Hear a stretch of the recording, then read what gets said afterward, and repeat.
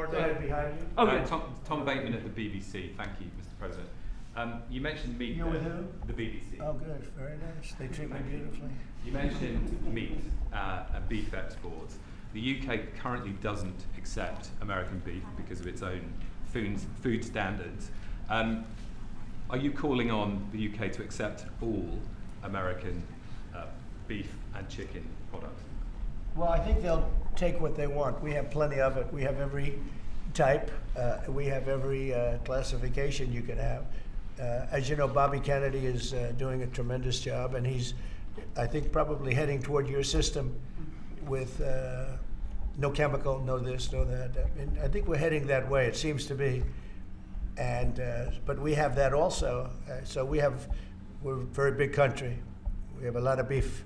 We're a very big country, so it'll be great. Yes, yes. Do you want me to jump in? Yes. Let's talk about American beef really quickly, and it can't be understated. I'm Brooke Rollins, by the way. How important this deal is and what this means to American farmers and ranchers. Specific to the beef, this is going to exponentially increase our beef exports. And to be very clear, American beef is the safest, the best quality, and the crown jewel of American agriculture for the world. Oh, thanks.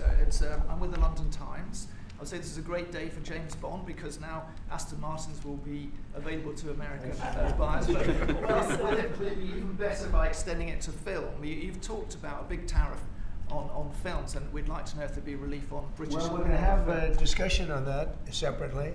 And as you know, we're putting tariffs on that particular film, you said, the movie makers. And we're going to be doing some tariffs to get them because a lot of them have left this country.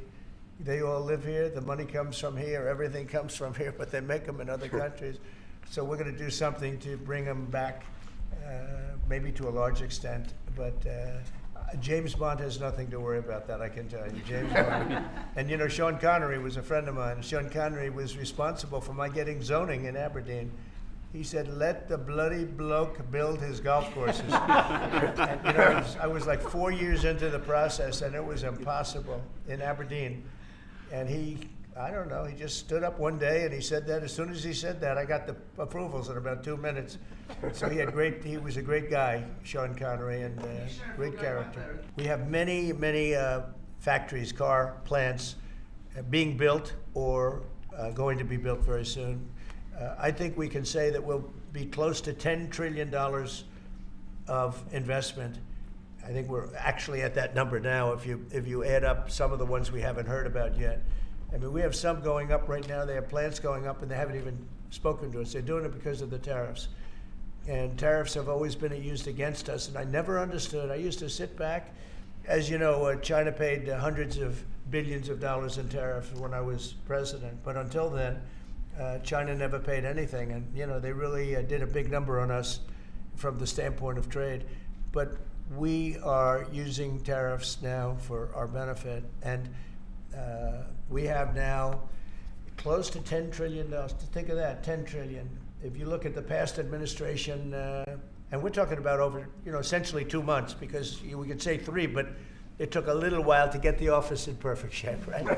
It took a little while to get things done. But once we started, when you think of that, close to $10 trillion of investment, you've had years where the United States wouldn't do that wouldn't do 1 trillion in a year, wouldn't do anywhere near 1 trillion. We did 10 trillion in 2 months. So it's amazing what's happening. We're getting calls from, and that has to do with chips, has to do with cars. We used to make chips. We had Intel, and we used to make chips. We had a monopoly on chips. Everything was made here. And now, over a period of years, because of presidents that didn't know what they were doing, they allowed that business to be stolen from us. I mean, unless somebody shows me that there's another kind of a car that's comparable to a Rolls Royce, and there aren't too many. This is a good commercial for Rolls Royce. They're going to order a lot of cars. Mr. President, I wonder whether you'd like to buy. Oh. I mean, well, the last time this happened, I ended up. I would be happy to suggest a discount, obviously a very modest discount. We have to protect our profit margin. I've had many of them, actually. You know, the last time that happened, I ended up buying a Tesla. You know? Many of these things that we're talking about, we've been talking about this for 25 years. It's hard to explain when if you weren't sitting behind this beautiful, resolute desk, you just wouldn't get it. I have been hearing about making a deal with UK for 25 years. And especially around the time of Brexit. They wanted to make a deal, so they came out of Brexit and they make a deal, and how natural. And it just couldn't be done. It couldn't be done. Good people. And this is a bigger deal. This is a much bigger, better, stronger deal for both of us than we ever even contemplated before. It's a big deal. Virtually everyone said that it would end in failure, it would end in tears, and it's ended in exactly the opposite. Yeah. But, Mr. President, can I say that that is due to Secretary Lutnick and Ambassador Greer, have been absolutely fantastic. But Right. yesterday I received a call, a very diplomatic call that just edged things over the line, and that was from your new ambassador in the United Kingdom. Who is terrific. Right? Warren Stevens, he's here. Where is Warren? Right here. Hello, Warren. How are you? He's flying to London tomorrow night. He's going to be very popular with the British people. He's going to be a very successful ambassador.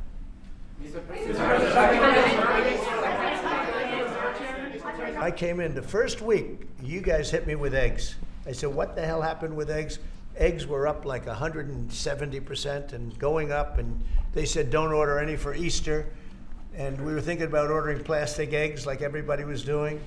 And Brooke did a fantastic job, agriculture. Brooke did a fantastic job, and we had hundreds of thousands of eggs out here on the lawn just 2 weeks ago at Easter. How concerned are you about the UK's reliance on China? Chinese money in the money markets, Chinese exports? We're not concerned. Is that something that came up in Honestly, discussions? I'm not concerned about anything. If I was, I wouldn't even be here right now. If I was concerned about anything, and it wouldn't be that, but I wouldn't be here right now. No, we're not concerned. We're going to have, I believe, a very good relationship with China, and a fair relationship, and it'll get bigger and it'll grow. It'll grow. As an example, if they open up the country, that'll be the best thing China ever did for itself. If I could ask one of the Agriculture Secretary, actually, there's a lot of concern about chlorinated chicken, the import of hormone-treated beef. Has that question been addressed, resolved in these talks, or is that something for the continuing negotiations? Well, James? I would just say that it's very clear, and we have in the heads of terms that we are going to discuss all of these types of issues, and obviously the importing country, whether it's us or them, you got to follow the rules on those types of things. But our point is the rules need to make sure that they are based on science, and that's our expectation. We know the UK believes that too, so we want to come to an accommodation. We want the consumers in each country to be able to choose what they want and give them the... I was all set before we had the rigged election to give out a brand new gorgeous system to one company that was going to do the whole thing, one of the best companies in the world that you know very well. You know, there are 3 or 4 of them that do it. And when they took over, Buttigieg, who has no clue, you know, he drives to work on his bicycle with his, in all fairness, with his husband on the back, which is a nice, loving relationship. But he didn't have a clue.